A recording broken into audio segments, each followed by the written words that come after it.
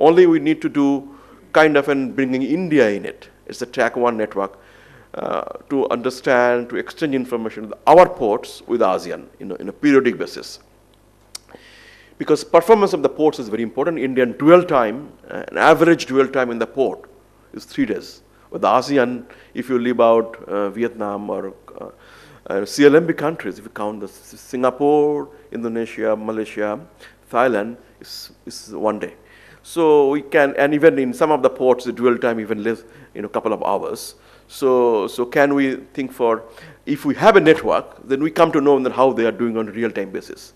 Otherwise, you need to do the secondary data, which may not help us when actually we need. And joint R&D projects, kind of an ASEAN-India Blue Economy Fund. India has a 3 ASEAN-India Fund. ASEAN-India Fund, the principal one, the Green Fund, the Technology Fund. Maybe we can think for a Blue Economy Fund, small way to look at the conservancy on the marine resources. Investments is coming on the Sagarmala projects. We also need more investments from Singapore, running terminals, logistics centers. So these are the opportunities we create.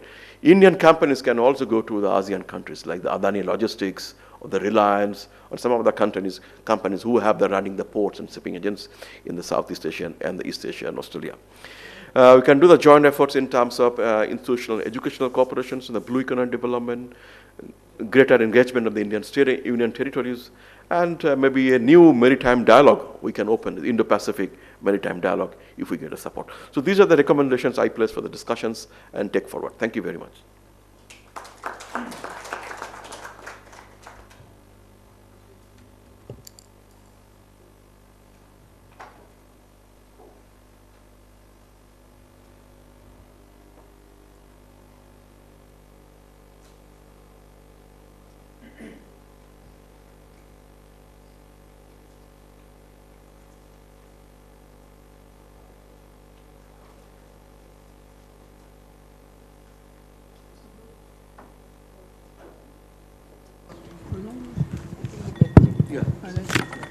Thank you very much, Dr. Prabirde, for your insightful and also covering key issues in the maritime connectivity between ASEAN and India, especially on trade relations. And if I may add some just information, what we found in our studies in area during 2016, that we could see that the trend, we found that the trend in shipping in the last decade in global, increasing container capacity by triple, decreasing number of marine service companies by 30%. So we can see that as ships get bigger, the players becomes fewer. That's why we see that the role of the Singapore, the modern and very large ports in Asia is Singapore, and then to some extent Port Klang become more important. But we also found some possibilities, like you mentioned, very interesting, how to improve the connectivity between ASEAN and India.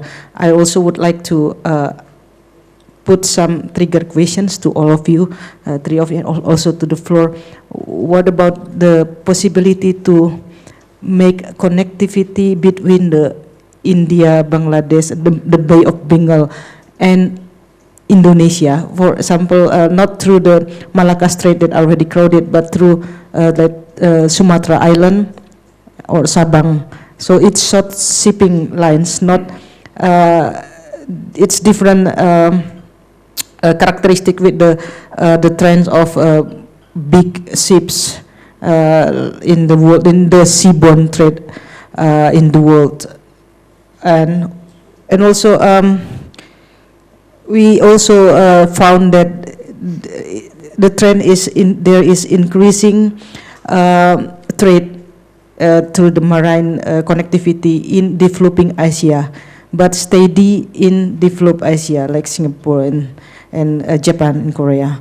So that's also possibility, and for ASEAN and India as emerging economies to work together in these issues. And last but not the least, Ambassador Yogendra Kumar, we would like to to listen to your wisdoms and experience. Your time.